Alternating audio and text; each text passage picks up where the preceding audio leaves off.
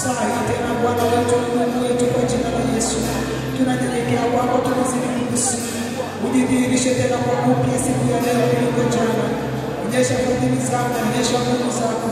Jidhihirishe Baba wa upendo, tembea katikati yetu ukitufanya kwa watoto wako maneno yako. Tuko chini ya miguu yako tukiomba rehema na toba kwa yote tuliyokukosea Bwana. Katuoshe kwa damu yako, katutakase kwa damu yako. Mungu wetu na Baba yetu, unapoweza kusema nasi, unapoanza kusema nasi, Roho Mtakatifu tuunganishe na Baba kwa njia ya damu ya mpendwa wetu Yesu Kristo. Mahali hapa na wetu uwepo wako na nguvu zako, ikisimama kinyume na kila roho za adui, ikisimama kinyume na kila falme na mamlaka za giza katika ulimwengu wa roho, kwa jina la Yesu Kristo. Mapepo na majini, wacha wenye washirikina, alama na nyakati zao inazitekwa kwa damu ya mwana kondoo kwa jina la Yesu. Yule mkuu wa anga mahali hapa na mteka mateka ninamfunga, ninamtuma kusifu mamlaka ya jina la Yesu Kristo wa Nazareti. Falme zote za kuzimu na zinyamazisha kimya kwa damu ya Yesu, kwa jina la Yesu, kwa mamlaka ya jina la Yesu Kristo, lile jina mkutano na jina yote. Mungu ninanyamazisha kimya kila ufalme, kila utawala, kila kazi, kila mtandao, kila njia adui anazozitumia ninazifunga kwa mamlaka ya jina la Yesu Kristo wa Nazareti. Nikiomba mamlaka yako iliyo Baba, Mwana na Roho Mtakatifu ikamiliki na kutawala. Shuka na nguvu zako, shuka tutembelee, shuka sema nasi kwa damu ya Yesu na kwa jina la Yesu. Tunanyenyekea, tunapungua, tunashuka, tunapungua kabisa mpaka nchi ili wewe Mungu kapate kuzidi na kuonekana. Asante kwa ajili ya kila mmoja ambaye mfalme wa falme umemleta kutoka mashariki na magharibi, kusini na kaskazini, ukimleta katika nyumba yako kwa unalo neno kwa ajili yako. Nami niliye mtumishi wako ninapungua kabisa, ninashuka kabisa, sistahili chochote mbele za kiti chako Bwana. Ili kisi neema yako tu nibebe na huruma zako Bwana, na fadhili zako Mungu, nguvu zako Roho Mtakatifu mahali hapa zikatamalaki, zikiganga, zikiponya, zikifungua na kuokoa kwa damu yako na kwa jina lako, katika jina la Yesu Kristo, na wote tuseme amen. Amen. Viko vyanzo mbalimbali ambavyo vinasababisha vifungo katika maisha ya mwanadamu, na tumetembea katika wiki hii kuangalia vifungo vya uchungu vinasababishwa na nini na namna gani tutoke hapo. Lakini tumepita kwenye kifungo cha madeni, lakini kuna kifungo ambacho haudaiwi, hauna uchungu na mtu, lakini kuna kifungo ambacho kinakuja utake usitake, kinaweza kukupata, kwa sababu hiki kila mwanadamu anafanya nacho. Ni kifungo kinachoweza kukupata kwa njia ya ndoto. Wangapi ambao hatulali? Kumbe wote tunalala. Wangapi ambao tukilala tunaota ndoto? Mikono juu. Amen. Wangapi ambao tunalala hatuoti ndoto? Mikono juu. Usione hivi, watu wanamwambia mimi sitaki. Unamwona yuko mmoja mmoja. Mwingine ambaye haoti kabisa, kilala haoti, ni mmoja. Wangapi ambao wanaota lakini wakiamka asubuhi hawakumbuki hata moja? Wako kule. Amen. Nisikilize na mniombee. Niende kwa spiri nifike pale napotaka kufika. Nisipofika mwakani Mungu akipenda. Kanisa, haleluya. Nimesema viko vyanzo mbalimbali ambavyo vinaweza vikasababisha vifungo kwa mwanadamu, na kifungo ambacho natamani tukiangalie siku hii ya 7 ni kifungo cha ndoto. Ayubu 33, kitabu cha Ayubu 33,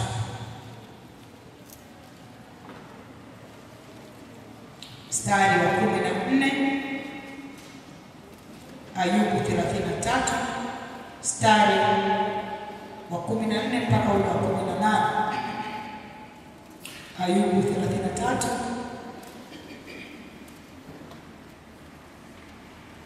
14-18. Kanisa tumefika. umefika, naomba tusome kwa spidi. Kwa kuwa Mungu hunena mara moja na hata mara ya pili, ajapokuwa mtu hajali, katika ndoto, katika maono ya usiku, usingizi mzito wa ajili yako watu, katika usingizi kitandani, ndipo huyafunua masikio ya watu na kuyatia muhuri mafundisho yao, ili amuondoe mtu katika makusudio yake na kumfichia mtu kiburi.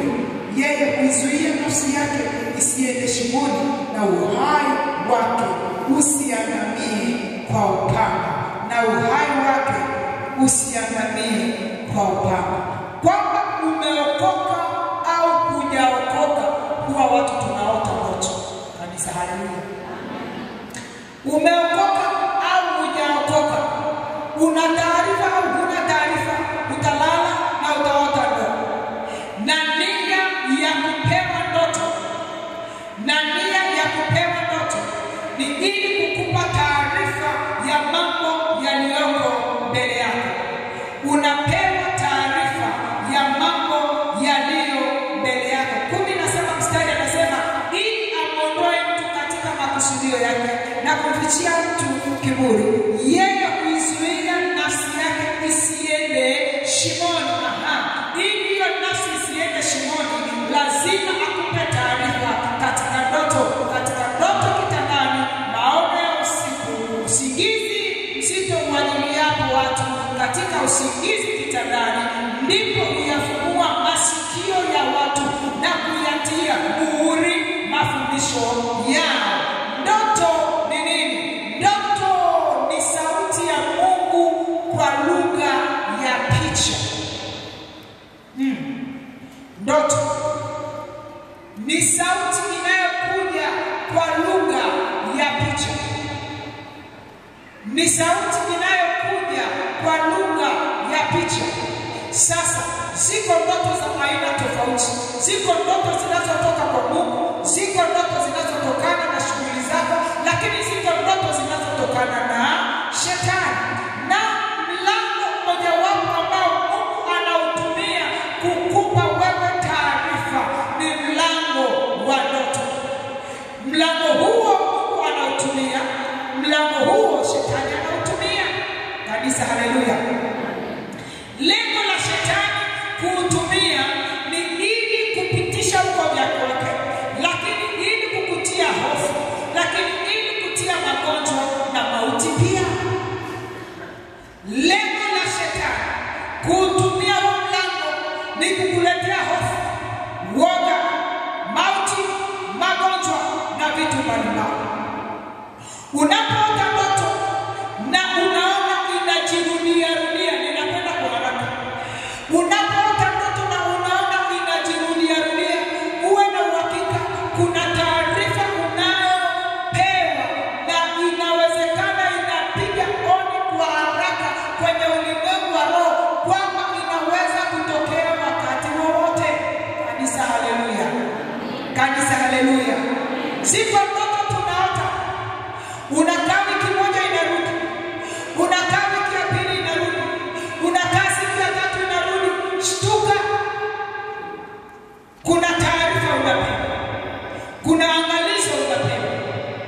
Ni sawa na mtu anayetembea barabarani, ukasikia gari inapiga hodi, inapiga hodi, lazima ugeuke uangalie hii gari inayopiga hodi iko upande wao, imefeli breki, ina shida gani? Mbona hodi ni nyingi? Ukigeuka nyuma ukakuta linaserereka kwa limefeli breki, lazima ujue namna gani ya kukimbia ili kuokoka na hiyo mauti ya gari. Kanisa, haleluya. Kanisa, haleluya. Kanisa, haleluya. Kwa hiyo kuna namna ambavyo Mungu anaongea na watu. Ndoto inakuja mara ya kwanza, inakuja mara ya pili, inakuja mara ya tatu, na haufanyi chochote na usikii chochote. Matokeo yake kinatokea cha kutokea, unaisha kusema niliota. Na ulipoota ulifanya nini? Hebu mgeuke mwenzako, muulize unapoota unafanya nini? Au unaisha kusema ni ndoto? Bwana Yesu asifiwe. Bwana Yesu asifiwe. Bwana Yesu asifiwe. Ndoto ya kujirudia rudia, unapewa taarifa kwa kuna jambo linalokwenda kutokea, au kuna mahali umekwama. Pengine unaota kila siku uko pale shuleni, kila siku uko pale shuleni, kila uko pale shuleni. Jiulize, kwa nini shule simalizi? Kuna nini? Kuna mahali umekwama na Mungu anataka ufanye maombi ili uweze kutoka hapo na kwenda mbele zaidi kwa jina la Bwana. Haleluya, haleluya. Nini cha kufanya? Hakikisha unatafuta mtu wa Mungu anaweza kukusaidia na ukaomba naye. Kama umeomba mwenyewe unaona halijatoka, tafuta mtu wa Mungu uweze kuomba ili hili jambo liweze kupita. Kitabu cha Mwanzo 41. Tanisamehe na kwenda haraka kidogo leo. Bwana Yesu asifiwe. Mwanzo 41. Mstari wa kwanza mpaka ule wa 7.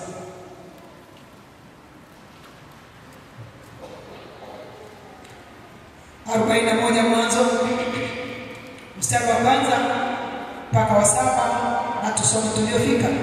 Ikawa mwisho wa miaka 2 mizima, Farao akaota ndoto, na tazama amesimama kando ya mto, na tazama ng'ombe 7 wazuri wanono walipanda kutoka mtoni wakajilisha manyasini, na tazama ng'ombe 7 wengine wakapanda karibu na wale ng'ombe wengine ukingoni mwa mto. Kisha hao ng'ombe wabaya waliokonda wakawala wale ng'ombe 7 wazuri wanono. Basi Farao akaamka, akalala, akaota ndoto mara ya pili. Tazama masuke 7 yalimea katika bua moja, makubwa mema. Na tazama masuke 7 membamba yamekaushwa na upepo wa mashariki, yakatokeza baada yao. Kisha hayo masuke membamba 7 yakayala yale masuke 7 makubwa yaliyojaa. Basi Farao akaamka, kumbe ni ndoto tu. Mstari wa 8. Hata asubuhi roho yake ikafadhaika, akapeleka watu kuwaita waganga wote wa Misri na watu wote wenye hekima walioko. Farao akawahadithia ndoto yake, wala hakuna aliyeweza kumfasiria Farao mambo hayo. Nishi hapo. Bwana Yesu asifiwe. Bwana asifiwe. Hii habari tunaijua, lakini nimekwambia unapoota ndoto uielewe. Omba Mungu akupe mtu wake akueleweshe au akuelekeze ni nini kinachoendelea. Farao baada ya kuota ndoto, Biblia inasema akafadhaika, na alipofadhaika akawaza ninapataje tafsiri. Akaanza kutafuta waganga na wachawi, hamna aliyemsaidia. Tunajua Farao alihangaika sana. Mwisho wa siku Yusufu anakuja anatoa tafsiri ya ndoto. Ndoto zimebeba taarifa. Mwambie mwenzako, ndoto zimebeba taarifa. Mwambie, ndoto zimebeba taarifa, hata kama sio sasa, ni ya baadaye. Kitabu cha Habakuki 2 mstari wa 3. Habakuki 2 mstari wa 3 anasema, maana chozi hili kwa wakati ulioamriwa inafanya haraka ili kufikia mwisho wake, wala haitasema uongo. Ijapokawia ingojee, kwa kuwa haina budi kuja, haitakawia. Ndoto inatoa taarifa ya mambo yanayokuja, hata kama unaona sio sasa. Ndoto inaweza ikadumu hata miaka 10. Ndoto inaweza ikakaa hata miaka 20. Ndoto inaishi. Kanisa, haleluya. Kumbuka nimekwambia ziko ndoto za aina 3. Ziko zinazotoka kwa Mungu, ziko zinazotokana na uchovu, lakini ziko zinazotokana na shetani. Zile ambazo zinatokana na Mungu huwa zinaendelea kuishi ndani ya moyo. Kuna mtu anakumbuka ndoto aliyoota akiwa darasa la 7. Pengine sasa hivi ameshamaliza chuo kikuu, pengine bado yuko ameshaoa na kuolewa, lakini ile ndoto bado anaikumbuka. Kwa nini? Iligonga muhuri. Mwenye Ayubu anasema inagongwa muhuri ili kwamba usije ukaisahau, ili kwamba ulifanyika kazi hilo jambo, wakati utakapotimia uweze kupita hapo salama. Kanisa, haleluya. Lakini kwa muda ambao nao natamani niruke niende tukaangalie mambo kadhaa kwenye ndoto. Ndoto inapokuja na haswa zinazotoka kwa adui, moja, zimebeba mashambulizi. Kuna watu mmeonewa, mnapata changamoto kwa sababu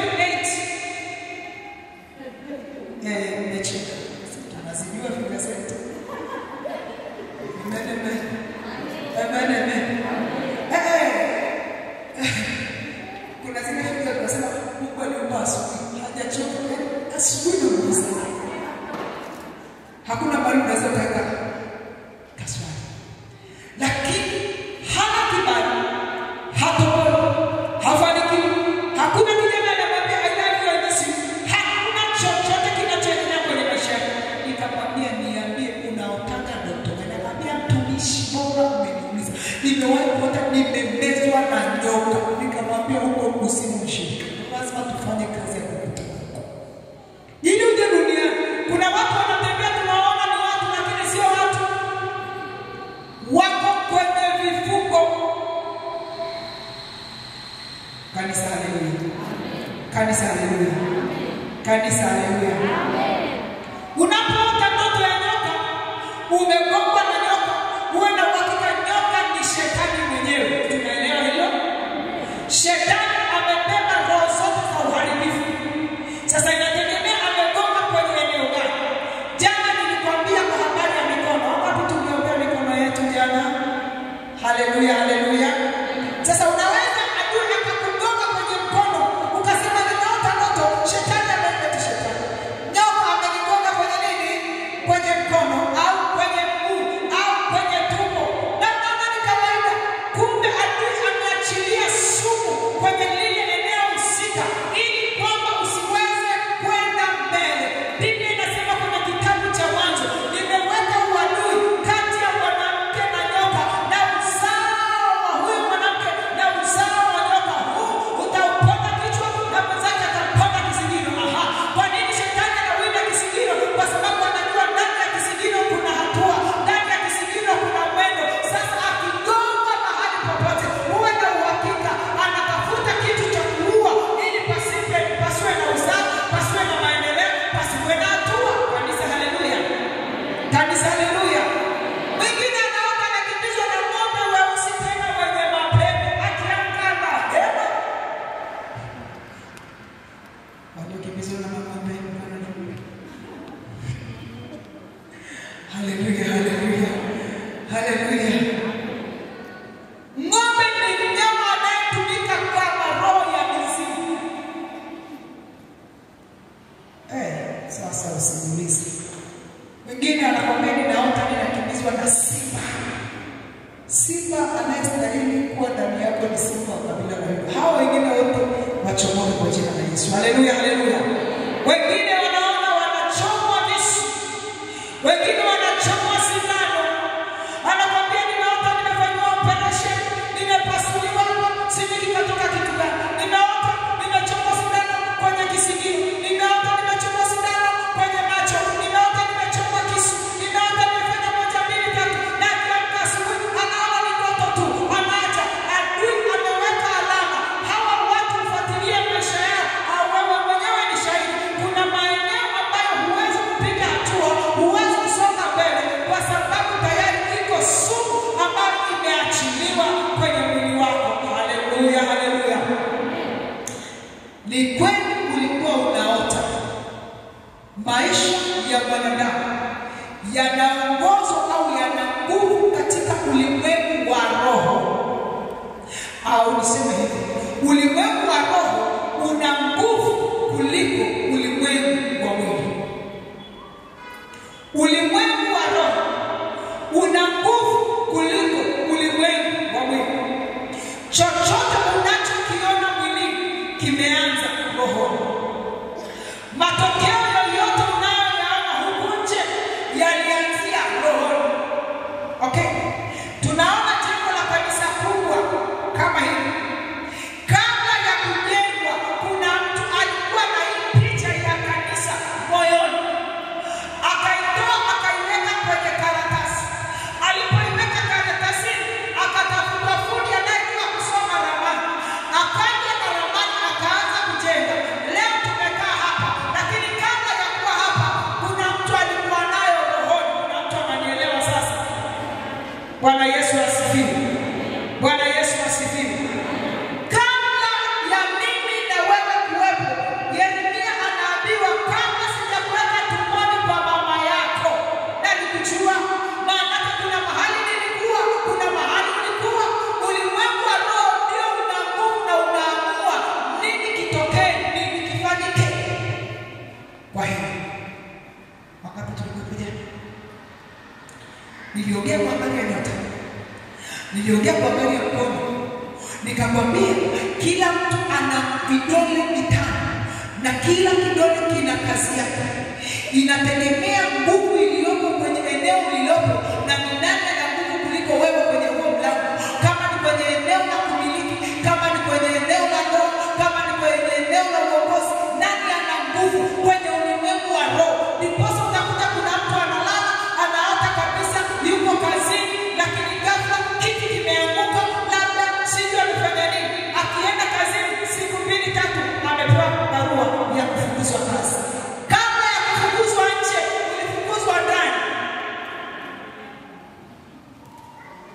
Haleluya.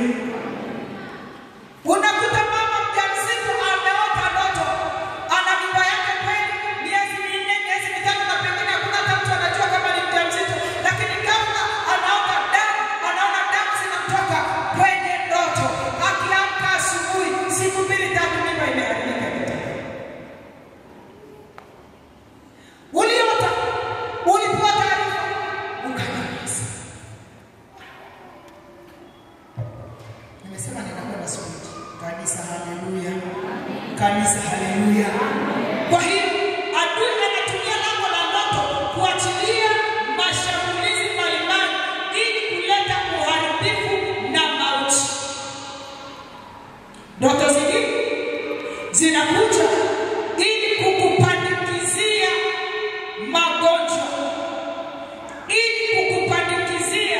magonjwa. Mfano, watu wanaokula usingizi. Amelala, utamwona na tafuta nacho. Nasikia paka mbele kikacha. Unamshtuka unakula nini? Na wengine wanaamka wameshiba kabisa. Amekula kwenye ndoto. Mpaka huku nje akiamka hajisikii kunywa chai wala uji. Nini? Ameshiba.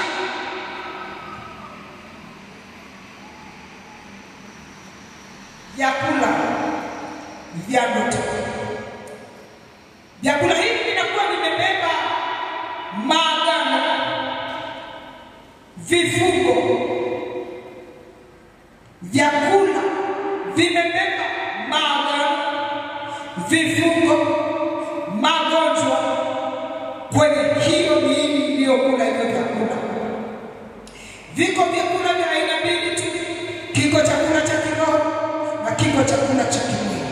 Kitabu cha Wakorintho wa kwanza utasoma kwa wakati wako 10 mstari wa 3 na 4. Utapata chakula cha kiroho. Na chakula cha kimwili utakipata, na hapa ninaomba nisome kitabu cha Wafalme wa Pili. Wafalme wa Pili lango 4 mstari wa 39 na wa 40.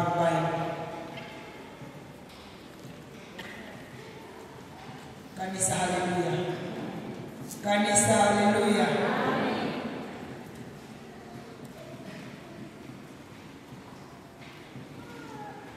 Wafalme, nimesema wafalme ngapi?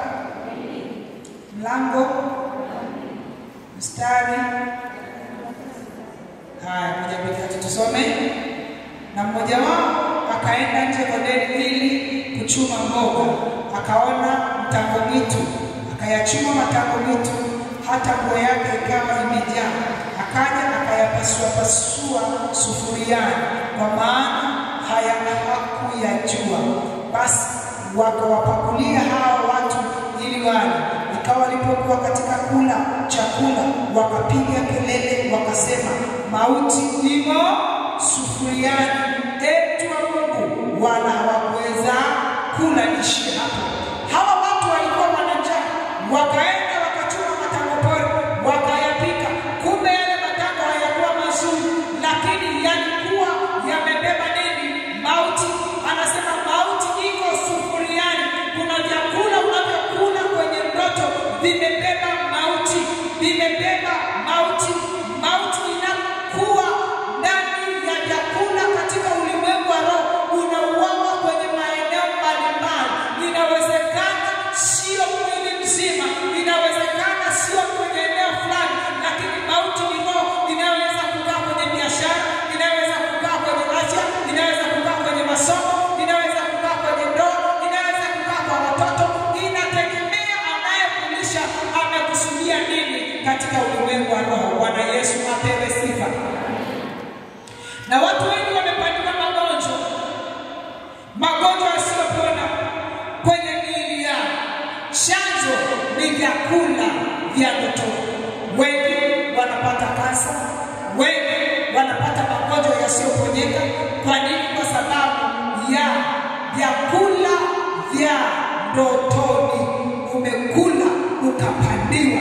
Biblia inasema pando asilolipanda Baba wa mbinguni linafanyaje? Na tunaenda kulingana kwa jina la Bwana. Haleluya. Mungu sasa mimi atafanyaje? Kanisa, haleluya. Nitaishia hapa. Ndoto ya shambulizi. Ndoto nyingine ni ndoto za kukimbizwa. Unaota unakimbizwa na majitu, unakimbizwa na wanyama, unang'atwa na paka. Mtu mmoja akasema aliota ameng'atwa na paka kwenye ziwa, na baada ya kung'atwa na paka kwenye ziwa kwenye ndoto, asubuhi akaamka ziwa linamuuma. Lile ziwa liliuma mpaka likaenda kukatwa Ocean Road. Chanzo kilikuwa ni paka aliyemng'ata kwenye ndoto. Anatoka nini kwenye ndoto? Sasa kuna viumbe wa kiroho ambao wanatumika. Sio kila paka ni mchawi, msije ukanikuta vibaya, lakini paka anatumika na wachawi. Mbwa anatumika na wachawi. Mijusi inatumika na wachawi. Sasa sio kila mjusi, usianze kufanya vita na kila mjusi. Omba Mungu akuonyeshe. Amen, amen. Mende wanatumika na wachawi. Nzi wanatumika na wachawi. Utajishangaa, hivi huyu ni nzi gani mpaka saa 8 za usiku anazunguka? Nzi wenzako wote wamelala. Wewe nzi gani wewe?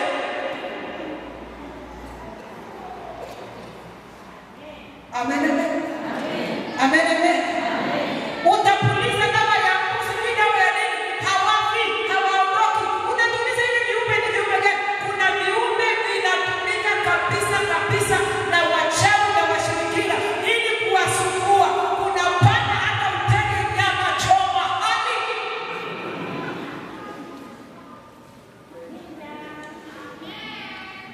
nia yake ni nini? Kuleta uharibifu. Utateka mitego yote unayojua. Kuna mjusi ambaye anakaa kwenye ngo fulani pale nyumbani. Nenda kaangalia. Yupo. Nenda watu wamecheka. Anakaa hapo, puliza nao. Fanya unachofanya. Kila saa anachukulia ile neti. Unafanya nini hapo kila siku kwa? Yaani wewe mizunguko yote, kubwa yote ni hapa tu. Kanisa, haleluya. Kanisa, haleluya. Kanisa, haleluya. Viko viumbe wanatumika kabisa.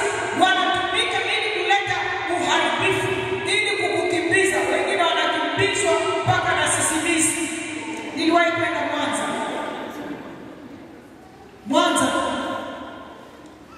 Tumelala saa 4, saa 5 nasikia hawa kuna nani? Nikasikia dada, amka. Kuna nini? Wapishi hawa. Wapishi kuna nani? Siafu. Wanapita safu kwa safu. Na ni muda wao. Kila siku saa 4:30 lazima wanapita. Wanatokea huku, wanaenda huku. Wanatokea, kwa hiyo wanaamka wote. Sasa ile nyumba ninafikia ni ya wapendwa wetu Bikira Maria. Haleluya. Wakiamka wanapiga rozari mara 10. Siafu wako pale. Nikamwambia mchezo mpaka nini mnakumeana kama ni hivyo, tuache tuwapite sisi, tunapiga tu sana, wakapiga siafu wako pale.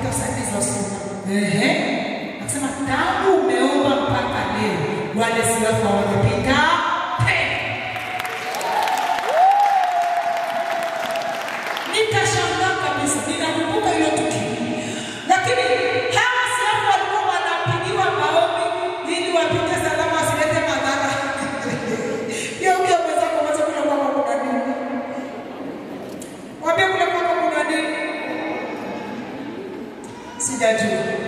Wako watu wanasumbuliwa na ndoto za watu waliokufa. Baba alishakufa, mama alishakufa, nani alishakufa. Wewe kila siku unapambana tu nao, mara wanaongea na wewe, mara wanakuulizia nenda mtoto kachukue mawe, mara kachukue ile dawa, 1 2 3. Biblia inasema hapana ushirika kati ya walio hai na walio kufa. Bwana Yesu asifiwe. Bwana apewe sifa. Hakuna ushirika. Roho ya mauti ukiona inaendelea kukufuatilia, yani aliyeshakufa anakuja na kusemesha, usimtahidi kufanya ushirika nao wala ukadhani kwamba mama yangu ananipenda sana ndio maana anakuja. Ile ni maroho na ni mizimu, na si ajabu unapewa taarifa kilichomuua yeye ndio kinafuata kwa. Sasa endelea kupenda.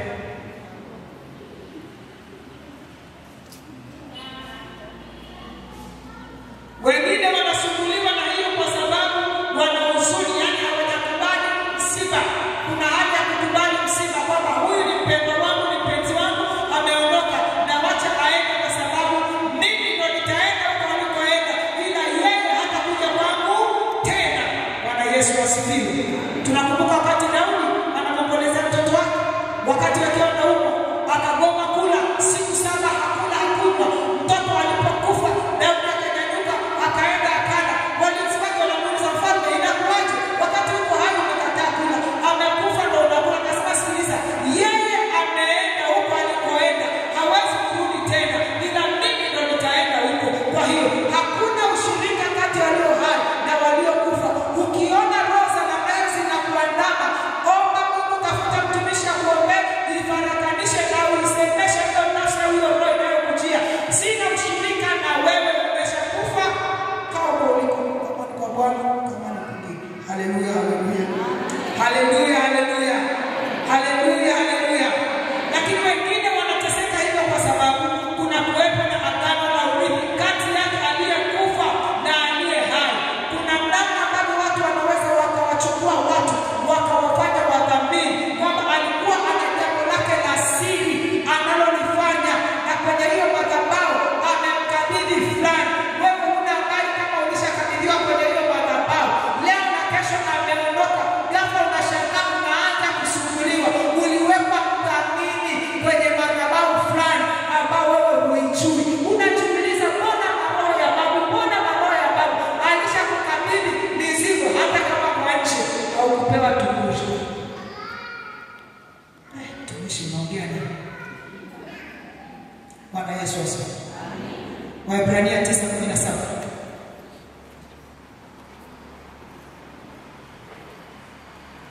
Waebrania. Tufungue na mimi mwenyewe natafuta mahali. Umefika? 9:17.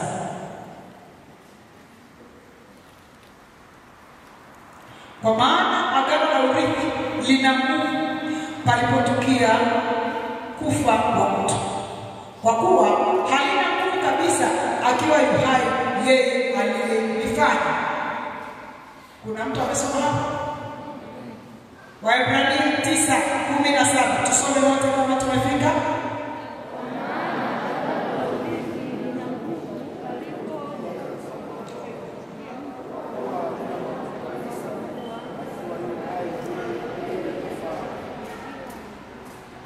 Agano lina nguvu huyo mtu akiwa hai.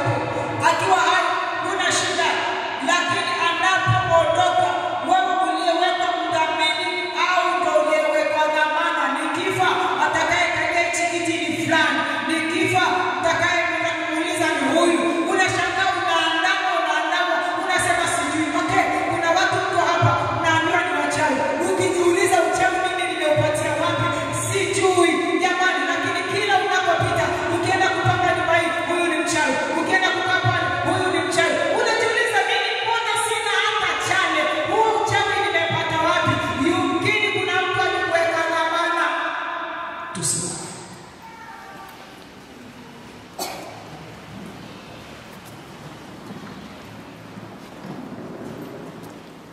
Nimeenda kwa spidi na nimerukaruka kwa sababu ninajua kesho nayo ni siku. Haleluya. Haleluya. nimepita maeneo fulani na yumkini huko, wakasema unatukumbuka? Nikamwambia mimi, yani hapo nina uhakika kwanza hilo eneo hakuna anayejua. Sasa mimi umenijulia, sema ulikuja kwetu, unakumbuka ile nyumba ndio ukaomba pakopa na siafu anapika sadi za usiku? Akasema tangu umeomba mpaka leo wale siafu hawajapika.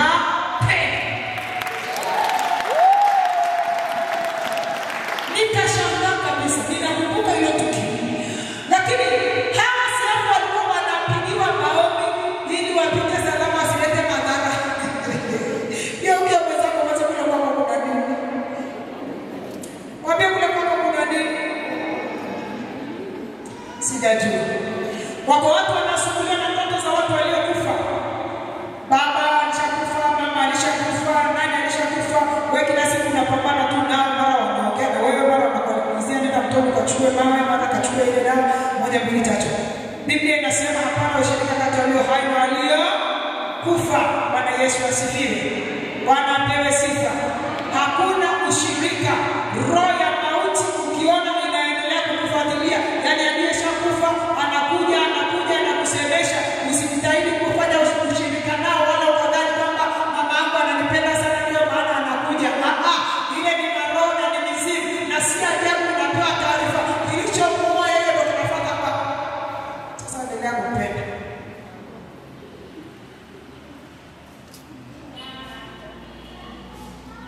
Wengine wanasumbuliwa na hiyo kwa sababu wana huzuni, yani hawajakubali msiba.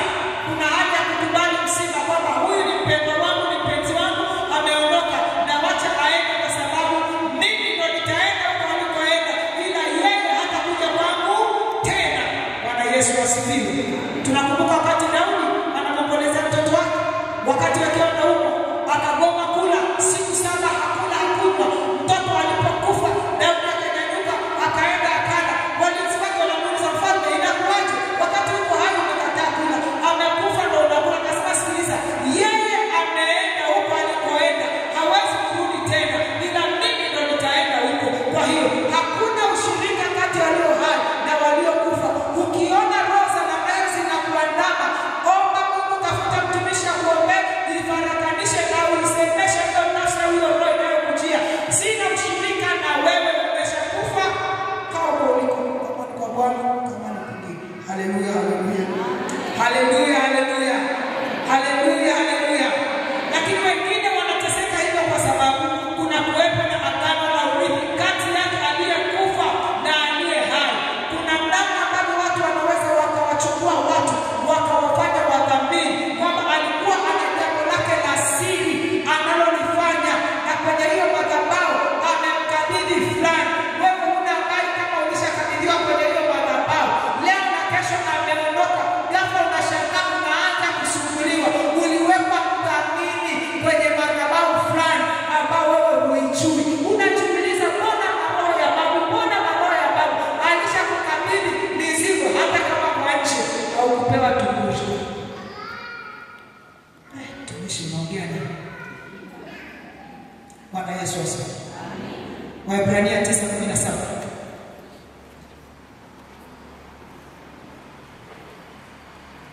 Waebrania. Fungulia na mimi mwenyewe natafuta mahali. Umefika? 9:17. Kwa maana agano la urithi lina nguvu palipotukia kufa kwa mtu, kwa kuwa halina nguvu kabisa akiwa yu hai yeye aliyelifanya. Kuna mtu amesoma hapa? Waebrania 9:17. Tusome wote kama tumefika.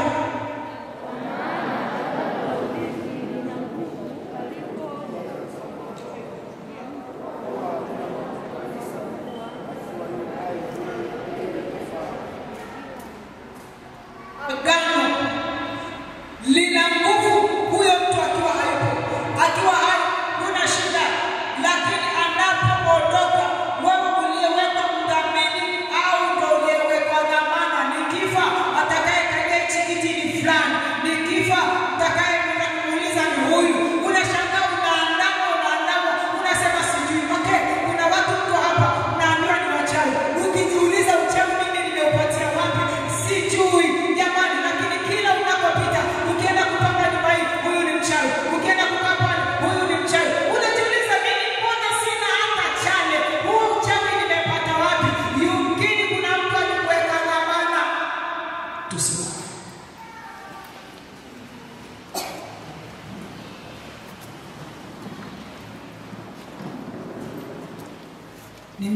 spidi na nimerukaruka kwa sababu ninajua kesho nayo ni siku.